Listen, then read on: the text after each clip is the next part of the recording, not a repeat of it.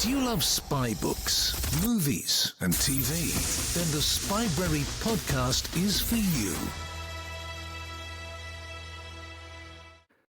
Welcome to Spybrary episode 241. Today we're talking all about a book called Among Spies, which was listed as one of the top thrillers of 2024 in the Times newspaper. We're joined today by its author, Merle Nygate. Merle is a novelist, screenwriter, script editor, and screenwriting lecturer. She's worked on BAFTA-winning TV, New York Festival-winning audio drama, and written original sitcoms. Previously, she worked for BBC Comedy Commissioning, as well as writing and script editing across multiple genres. Welcome back to Spybrary, Merle. Thank you. I'm very, very happy to be back. And thank you for inviting me, Shane. I say welcome back because you were on episode 62 with Righteous Spy, and today we're talking about the sequel. So that goes some way back into the archives of Spybrary. And I thought it would be good to kick off our conversation, our tea break episode. I'm going to read out what the Times said about Honor Among Spies. So Eli Amaram, Mossad's London head of station, has a lot on his plate. His Russian counterpart wants a back channel to the CIA and MI6 and also needs drones for the war in Ukraine. Amaram's ambassador, meanwhile, demands an investigation into attacks on Jews in the capital. All this takes Amaram away from the job he's best at, running agents. Then an opportunity to recruit one presents itself, but it obliges him to purloin information from his wife, Gal, a psychologist. As the strands of the plot coalesce, he finds himself in the sights of politically driven rivals and under fire domestically, the consequence of hard choices made to keep safe those he must protect. The crux of Merle Nygate's tightly wound second novel about Amaram, written before the events in Israel and Gaza, is the toll taken on its practitioners by the demands of espionage. For all her deft delineation of character, of spies as people, not superheroes, Nygate is not afraid to get her hands bloody, and this is shaping up to be a series with heft. So, Merle, I should tread carefully. You're not afraid to get your hands bloody. I love that bit. I was thinking of having like T-shirts, and Nygate's not afraid to get her hands bloody. Yeah, and, you know, having read the book, I mean, we'll get onto this later on because there are action scenes, but I didn't think it was gratuitous violent, and it wasn't a Kalashnikov kid, you know, fight every page and a huge body count. Yeah. So it's a great quote to have, but I just want to advise our listeners that this is very much a realistic, gritty, yet dramatic spy novel. It's in the vein of spy novels that I really enjoy and many of our listeners enjoy, which is, you know, dealing with ethical dilemmas, running agents, handling agents, recruiting agents against that backdrop of fighting against the different factions of an intelligence agency, you know, those who've practiced the craft for many years against those politicians. It did remind me in many ways of Len Deighton's writing. Good. I mean, that obviously makes me very happy. And one of the inspirations for the core dilemma for Ellie was in the Dayton series, the Game, Set and Match, those 9 books. It's really about Samson's relationship with his wife, and the I don't know if you remember, will Brahms 5 come, and whatever's happening with Brahms 5 is like, it's not actually that important. What's really important is what's going on with Fiona and how Samson handles the fact that he feels betrayed. And I love those books, and they are huge inspiration for me. So that was the starting point of Honor Among Spies. And I was really pleased, actually, is in the Times headline, the reviewer, he absolutely got it. It is about, it's about Ellie and, Gal, and how Ellie is, he's compromised by the job, and the job is changing him, and, he does a bad thing. So I'm curious, having read both your books, have you worked for Mossad? I say that because they're very realistic scenes. I, I thought to myself, because there are so many other, proper spies, real spies, who are writing now, and which is like amazing. I mean, I do talk to people, and I do have, certain sources of people, and not just, in other intelligence agencies or companies that are connected to intelligence agencies that I've had conversations with, which is why I was able to, understand all the stuff about security clearances, and that's all stuff that I've talked to somebody about, and they explained to me exactly what sort of security clearances you would need. But no. Or maybe you're also well read on Mossad. Yeah. Oh yes, yes, exactly. I am. I mean, I have lots and lots and lots of books, and I am. I am a good researcher. Absolutely. I mean, the reason I kind of jokingly ask you that question is it's a very authentic feel to me. When I read this book, I felt like you put me into the corridors of power at Mossad's London station. You also depict a range of real-world espionage tactics, from things like setting up fake businesses, false identities. Then there's the tech van, the tech truck, that you include in this as well. So you have a good combination of the human intelligence and then also the more technical side as well. So lots of effective spycraft in this. And you come up with a term I hadn't heard before called vinyl. Is it vinyl tradecraft? Which I invented that, and I love it because I had a conversation, a meeting with an MI5 guy, or was he? I don't know whether he was still currently working or not, and I don't know whether I actually used it in the book. But he told this really interesting story about how they were trying to track somebody down. They were following this guy around, and every morning this guy sat at a bus stop at 10 a.m., this guy that they were trying to find out what was going on. And then he sat at the bus stop at 10 o'clock in the morning, and then the bus went past. He didn't get on the bus, and then he went home. And what was happening was there was somebody on the bus writing wherever they were supposed to meet on a Post-it note and holding it. So he's on, holding it so that as the bus goes by, the guy at the bus stop can see what's going on. And that, I thought, that's final tradecraft. So as I said, I'm very proud to have invented this thing, which is, old ways, the chalk, all that sort of stuff, which gets you, out of the electronic way that obviously a lot of the stuff is done. And the reason I love the vinyl tradecraft is, many of us at Spybrary love it when our favorite authors come up with their own lexicon in the spy world. So obviously, Le Carre was a master at it. Charles Cumming is doing that now with his Lachlan Kite series. And I actually have the quote here in front of me from your book where you write, vinyl tradecraft was the jargon for the old ways that were impossible to detect electronically. Ellie didn't know where the expression had come from, but a friend who was a cop had once told him that vinyl fingerprints can be wiped. So maybe some Shabak plodder had invented it. Or maybe it was some music nerd who thought that the old tech of vinyl produced better sound quality, which I love, being a vinyl snob myself. So that resonated with me. So I've jumped ahead a little bit here. So a question. Go ahead. So I jumped ahead a little bit there. So I was curious to know, so there was quite a gap between Righteous Spy and Honor Among Spies. Was that deliberate, or did you just find the urge again to write Spy? How did that come about?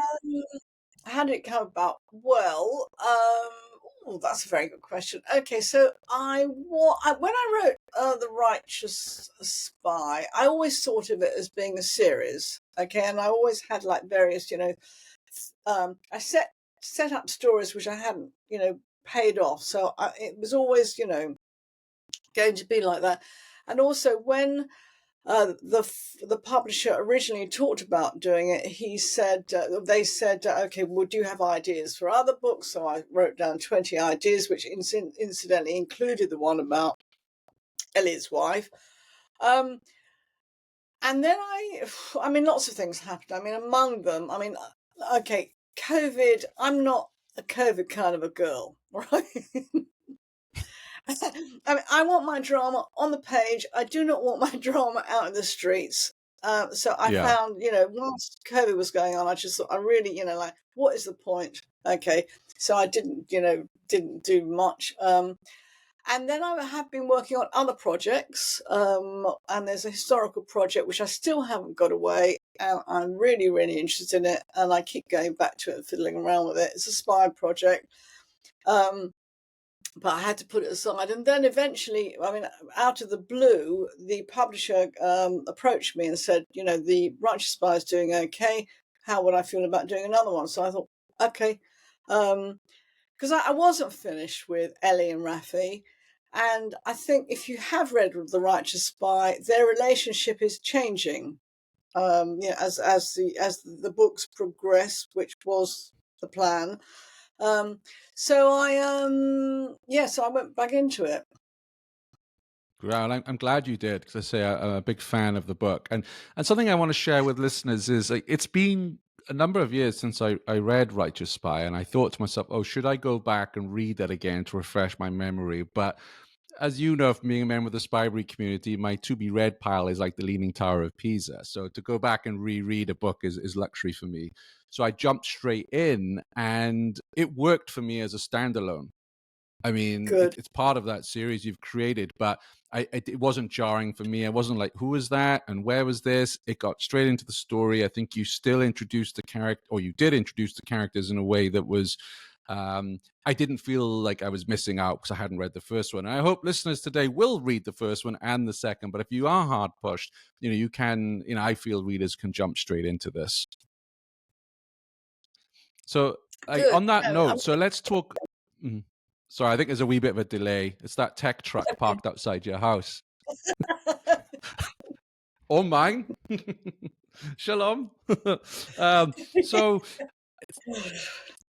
tell us more about Ellie. Oh, Ellie. Okay, so I visualize Ellie as looking like Leo Raz. I don't know whether you know Leo Raz in Fauda. I do. Okay. Right, okay. Brilliant so show. Love it. Yeah, love that show. And I had, very much, I mean, he's like he's not a tall guy. He's, he's a sort of like kind of stocky guy, but he, is a kind of a powerful guy. But obviously Ellie likes his, grub and his pastries and, stuff like that. And he is a very well-educated guy. He went to his father was a diplomat. He went to the same school as Antony Blinken, because Antony Blinken's, a very well-educated, and, they go to this posh, they go to these posh schools. And he went to the posh school in Paris. And he's a little bit of an intellectual snob. Okay. And he's not the kind of guy that everybody automatically warms to. So he's not, and he's very serious, about what he's trying to do. And he's a guy with a conscience, and, so he's, I mean, I like him. I like him too. And he does do something in this book. Now, we're going to be really, really careful here about going down spoiler strasse, because there's quite a few twists and turns, but there is a situation domestically, and I'm not sure if we can talk about it without giving some of the plot away. Maybe later we can see, but he does take that ultimate decision. There's a huge dilemma in front of him, country or family, and he does take that big decision. And I love the when you write in the book that though he was acknowledged as one of the most accomplished spy runners in the history of the organization, management and internal politics had never been his forte. So he's very much, as you are saying, he is intellectual, he's very bright, but he's more of a, on the ground guy, isn't he, rather than planning out strategy. Is that fair to say? He's not somebody who's good at corporate politics, and Yes. or playing the game, and he can end up being a bit of an outsider. And what I have is that meetings with the other heads of station, and I mean, and there's a lot of conflict going on, and a lot of point scoring, and a lot of and people are forming their little cliques, and which I am sure that happens. Okay, I mean, I've got no, sort of real hardcore evidence, but I mean, it's going to be like any institution, any, environment. That is what's going to be going on.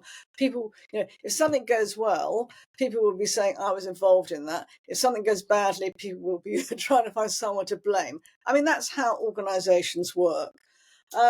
So he's not great at that sort of thing. Yeah, and he comes across very much as a pragmatist, right? And he obviously Yeah. believes in Israel, loves his country, but he's not Yeah. on that religious right that No, God, some no, of those no. that he works with He believes. are.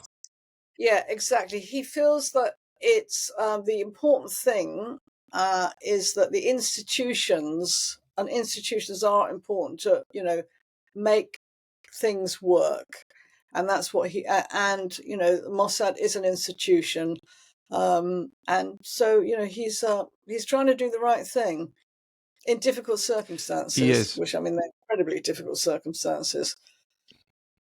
And he loves his work. I think, other than the pastries, and I can appreciate that, and that he enjoys. He does actually love being a spy. Whereas, in a lot of the Kare stuff, there's this resentment and It's challenging. bitterness. It makes him think. It's intellectually challenging, and he does. He gets personal satisfaction from the job, and Yes. working with Raffi. Raffi is much more of a sort of free spirit. They're very good together. They're both there's two sides of the a coin, and they're stronger together than apart. Raffi doesn't worry about anything. Ellie overthinks. Got it. What's Raffi's role in the book? He's his sidekick. He's his wingman. He's his deputy. And so he supports him. And Raffi is a very, very accomplished plumber. He's an action man kind of a guy. Raffi is what you would expect of a spy. Okay, he's he's the archetype. Let's chat about some of the other characters before we go into more plot. So, what can you share with us about Petra? Well, she's got since the first book. It's they've all developed, okay, and that was part of the plan that the characters do grow as a result of the things that go on. She has become stronger, but the thing that she shares with Ellie is this is what the book's about, is that I would imagine it's very difficult to have honest relationships with people if you're doing that sort of work. So she has stuff that she's holding back, and so she can't have this relationship with this guy that she's been seeing because he doesn't really know who she is. So she's tough, and she's tough with herself. She is. So she recruits someone called Tom. What can you share Yes. with us about Tom? Well, he wants to be a journalist. He's a young guy. He's fresh out of, I think it's King's College, and he did really well. He's from Birmingham. He majored, I think anyway, he's a bright young guy who wants a career as a journalist, and she uses him because for her own, for something that she wants. So she recruits him. So he has a journey as well, from being very, very naive to actually he grows during the course of the narrative as well. Yeah, he does. And we also see, Petra's compassionate side when dealing with Yeah, Tom, because she's recruited him under false pretenses. He thinks he's being, Woodward and Bernstein out in the field yeah, following extreme right lunatics, not knowing that yeah, he's working for Israel. yeah. So that was very cleverly done. Do you think Petra feels guilty about that? At 3 o'clock in the morning, she probably does, but then she just, tries not to think about it, I would imagine. Otherwise, how could she, this is her job. This is what she does. And this is, what Ellie does. He does some unspeakable things for the right reasons. But Ellie's wife will never be able to understand that, because she hasn't, so my thesis, or my the story idea is, unless you actually do it, you can't really understand what is going on with these people. Yeah, there was an interesting passage in this. So we will go, because I don't think it reveals too much about the plot, but Ellie's wife is a therapist, and a family she's working with are very central to the plot. And Ellie needs some goods, so he does the unthinkable by raiding her computer and getting the files. And I'm going to read a passage, if you don't mind, where you write, there was little Ellie could do, and he settled back into his spy runner mode when he thought about Gal. It was like working an agent. Sometimes one just had to step back into the shadows and give the agent space. Allow the agent to come down to the river and drink. That's what he taught the recruits when he lectured at the training courses. He used the Tolstoy quote, the two most powerful warriors are patience and time, and operationally he'd rarely been wrong. After all, human beings were the same the world over. Push, pull, rest. So here we have him having to manage his wife in this very delicate situation, but he's viewing it in the way that he is at work. Again, showing how much that he is a spy and a spy is him, pretty much. Exactly. Yeah. Yeah, and he has Very become clever. that person, and it's not nice. It isn't nice. But I do think what you do makes you into who you are, so he has become that person. He has. It's You kind of also sad, include I'm sorry? It's sad. Yeah, which is why I always say, when I read books like yours, when I read Ian Yeah. Fleming, I want to be a secret agent, and I read books like yours, and I'd rather be an accountant, because these are big decisions to be taken, and the fact that his marriage is now in jeopardy because he's taken this course of action, Yep. not just for his job, but to protect Israel and Israeli interests. He's lying, cheating, and manipulating, and approaching his wife in the same way he'd approach an agent. So. You also had a quote in the book, which I thought was interesting, a George Orwell quote. I sometimes think that the price of liberty is not so much eternal vigilance, but eternal dirt. Yeah. I love that inclusion of the quote in this. Well, I'm a great fan of Orwell, and in fact, I've got his biography up here somewhere, and yeah, I mean, it is dirt. I mean, what they're doing is really, really dirty, and so Yes. and that's why that quote is in there. Yeah. No, I thought it resonated with me as I was, reading the book. And then we talked about this a little bit in community. So I was surprised by this. So I'd realized fairly recently that I was reading a spy novel, and it was a well-written spy novel, but I realized I was glossing over a lot of the action scenes, a lot of the fight scenes. And I posted that in our Spybrary community, which if you're not a member of, you should join. You can find it at spybrary.com/community. And I expected to be defrocked and pilloried and hand in my Spybrary party card when I said that I did that. But it seemed that quite a few of our listeners were the same and said, yeah, even Jeremy Duns was saying sometimes you lose track of an elbow here, a boot there, etc. But in your work, I have to say, because yours was the next novel I read after that, and I did read all of your action scenes, and I think that was because, first of all, they were full of tension. Obviously, big fight towards the climax of the book, and you don't know who's going to come out on top and who's going to come out in a body bag. So it kept me interested in it. But they were short and to the point. So they didn't feel like I was reading reams and reams of a fight scene. How do you approach? I mean, as the Times columnist says, in about getting your hands bloody, like, how do you approach fight scenes and writing them? Yeah,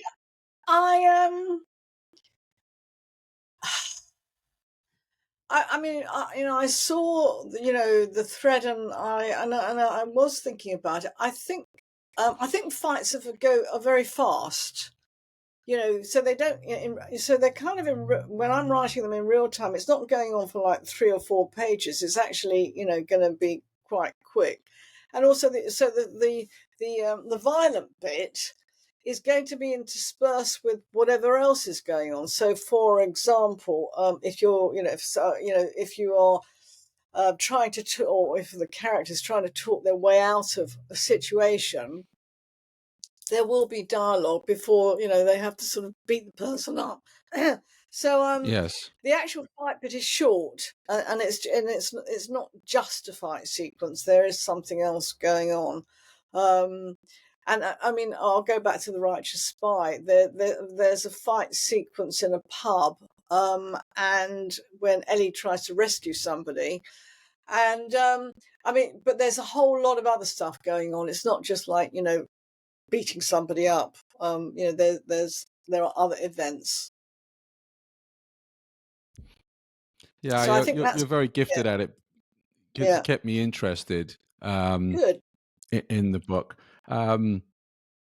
You mentioned, so it was interesting because in that thread, some budding authors got a little bit upset with me over it, saying, do you not realize how difficult it is to write action scenes? And I'm like, yes, I do. I happen to like sausages, but I don't really ask how they're made. But what I would say to those authors is, go read this book and see how Merle does it, because it was crisp, it was concise, it was still full of tension, as I say. But I think you write fight scenes very well. And I also have to give a shout out to Simon Conway, who's also, Mick Herron lauds him as well as one of the best writers of action scenes and fight scenes as well. So it's not that I'm against them. I just think they can often go on too long. And I do kind of lose where I'm at. And I'll just get to the end of this. Who survives? Who's injured? Yeah. But I would hold your book up as a good example for budding authors. Think of them, maybe not think of them as being like in a film. Just try and think of them as, how it would really happen in real life if you were going to beat somebody up. Because you do it as quickly as possible. I saw in the acknowledgements that you thanked somebody for some boxing advice. Is that correct? Yes. Yeah, no, I have had boxing lessons, and I really, really enjoyed it, actually. And excellent. And it's one of those things I always wanted to do as a child. I always wanted to box, and so that picture. In fact, I've got my boxing gloves there, and it is. And she taught me. In fact, I do some personal training with her, and she did tell me, what you do if somebody comes up behind you, and this is what you do, and very quickly and very effectively, you know exactly what you do. So I did use that stuff. Yeah, maybe that's why they felt me. Yeah. You haven't hit anybody. Wow. Well, but you write about what it feels like very well. Yeah, I just thought about it a lot. Absolutely. So the other thing, you alluded to this earlier on, and authors like you and David McCloskey are very good at this. I was very hungry when I read your work because we talked about Ellie and the pastries. Yeah. no word of a lie. When I finished your book, I'd read about hummus. I think there was a passage talking about back in Israel, someone's hummus, and I had to go and find someone, not the stuff in Sainsbury's. I actually found the Lebanese Yeah, restaurant because you'd good. made me really hungry, and I'm a guy who's Yeah. fighting this expanding waistline. But you and McCloskey in particular are very good at writing about food. Well, again, it's something something that I'm very interested in. I one of the scenes I had to cut, and I told you, the editor, said, "Look, there's just too much food in there," and which is why I did sort of say, I mean, Jews do obsess about food, and they're always talking about, what they eat and when they eat it, and and it's like, it's like a kind of a Chinese people are the same. It's a sort of an immigrant community thing. Anyway, so the editor said, "Look, I had to cut it back because all Ellie seems to be doing is going out for meals." So there was one scene, and this is true. Okay, a guy I know who MI5 tried to recruit him. True, they took him to the Ivy. Which is like cool. Anyway, so I had a scene with Ellie, a long lunch with Ellie and the Russian at the Ivy, and that had to go. That went in. Which is unfortunate. So, yeah. But it's fun writing those scenes, and they're easy as well. Well, I'm going to tell your editor off if he or she is listening, because I happen to like those scenes, not just because I like my food. And like with yours, there was one food I had to look up, because I can't remember what it was now, but I think it was some kind What of was it? baklava or whatever, and I had to look it up. Yeah. Is it Bubarak or something like that? And then I found something Oh, near it's King's Cross on yes, a it's stall. pastry. Yeah. Uh, Yeah. but for me, the reason I like it is it makes the characters real. Like you said, people do talk about food, and many of us overindulge. So Yeah. I think it makes your characters more realistic. And actually, you have more affinity for them because they're stuck in a surveillance van talking about food, or Petra brings out a packed lunch, because she's never going anywhere without a packed lunch. And, I think it just adds that realism to the book. Well, and also, I mean, it's set in the winter. Okay, so Righteous Spy was set in the summer, but this is set in the winter. And, I mean, I'm not giving anything away, but Petra's doing some surveillance, and she's sitting in a car. It's very cold, and she can't put the engine on because of she can't, so she has to sit there. So yes, I suppose I think, okay, if that was me, this is what I would do. And I Yes. do Yeah. take food with me to places where I'm not sure I'm going to be able to get, have a snack. So yes, it's me being Petra. Brilliant. No, I can relate to that whenever I'm traveling. Certainly on aircraft, I always worry. I have this phobia of getting really hungry, so I've always got some things in my bag, and I almost turn into a special forces soldier, because I just grab whatever food is coming by on the trolley just in case I get hungry. Yep, you never know. Exactly. Yeah, but the last time I went to the States, though, I had a sausage, okay, just with me, just in case. It was the sausage from the night before. And then I got stopped in the States, and then I'd taken somewhere, and the sniffer dog was all over my sausage, and I got into a great deal of trouble because of doing that. They're very strict. They're very strict. Oh, So as aren't we they wrap up the tea, I'm sorry. aren't they very strict? Yeah. Yes, they are. So as we wrap up the tea break episode, what do you? And this is a. So what do you think sets Honor Among Spies apart from other thrillers on the market? So obviously, it's great that the Times have got you, and I believe Moscow X as well. Joseph Cannon's Shanghai is in there. But what do you think sets your book apart from other thrillers, and not necessarily spy thrillers, but just in general? Oh gosh, I don't. I mean, it was a surprise. I mean, and I was surprised. And in fact, when I wrote it, um, um when it's published, I really did think it would sink like a stone. And I really, so I mean, I don't know. There's the easy answer. I mean, I think it's okay.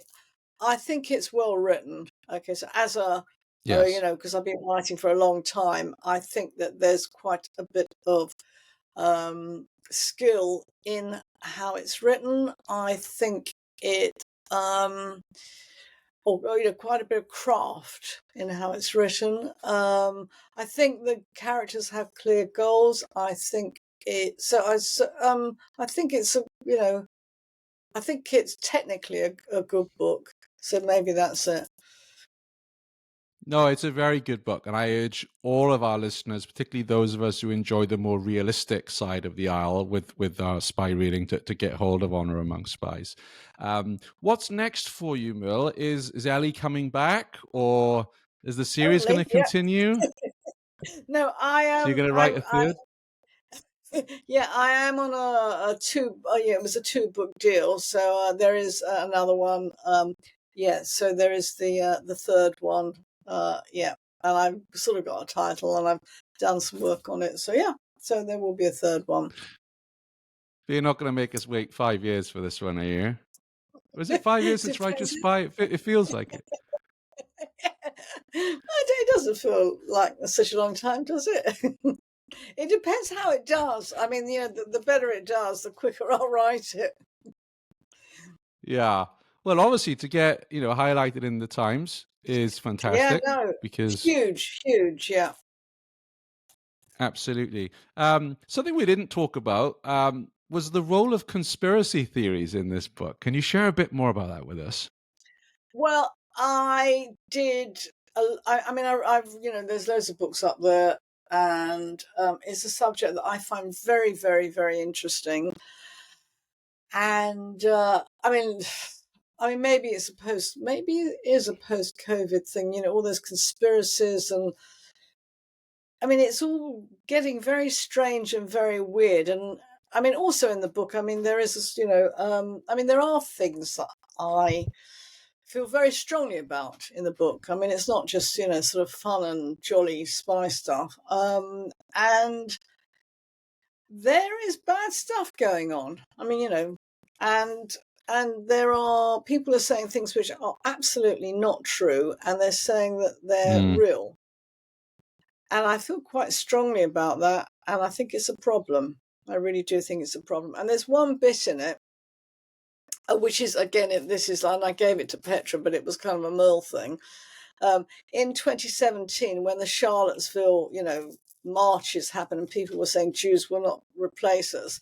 And that was the first time I heard about, this replacement theory. And it was the first time I realized, God, there is something quite horrible and strange going on. And I just didn't understand it. I just thought, this is like, why are these people saying this? Because it's like completely illogical that, a Jew would want to replace someone who is, these people, okay, let me put it to you like this. If it was like the symphony orchestra, they came out and they said Jews will not replace us, you think, okay, maybe that's possible. Or scientists, but not these awful people. And anyway, so that whole conspiracy thing, it is something that I have been thinking about a lot, and it is something that is a big worry. So I put it in. So you've got, so you've obviously got right-wing extremists, you've got religious fundamentalists, and there was the theory in there, which I meant to look up, and I haven't had time to, about the cow. Yes. Oh, isn't that unbelievable? Okay, so is that true, or is it Merle land? No. That is absolutely true. That is a real thing. And in fact, if you'll see it on Wikipedia, and somebody told me about it, and I just thought, that's so ridiculous. That's so absurd that anybody would actually think this is a real thing. But it is. I'm sorry to say that there are people who think that if they get a red cow and they sacrifice it, a perfect red cow in a certain way, the Messiah will come, and and you just think, this is mad. This is mad. And unfortunately, some of these mad people, they don't just have the vote, but they are in positions of power. So yes, so that is in the book, and it is worrying. Yeah, and again, we won't go into too much because of spoilers, but there is a great conversation, a very interesting conversation between Petra and one of the villains about that. which I think readers will enjoy when they get, because it's so ludicrous when they get to it. Merle, where can people find out more about you online? Where can we follow you online? Well, okay, I'm going to do a little bit of Twitter, a little bit of Facebook, but not very much. I've got a website, and that's there, and that's probably about it.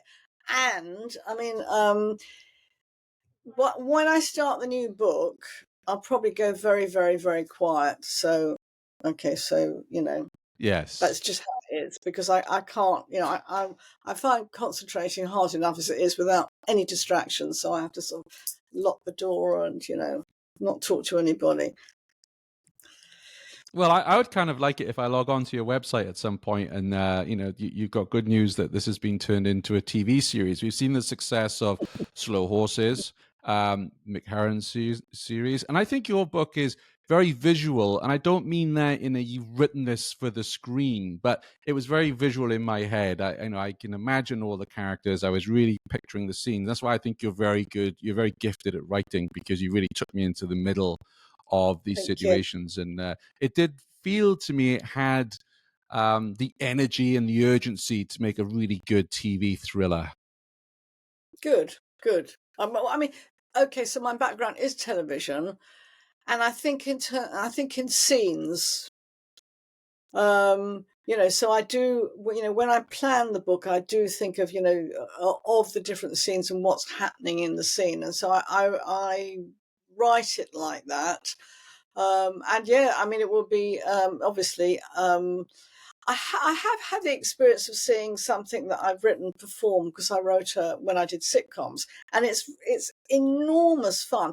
In the same way, actually, it's great listening to an audible, because you see somebody else's interpretation, and it gives it another shape to it. So yeah, I mean, obviously, it would be a wonderful thing if that happened.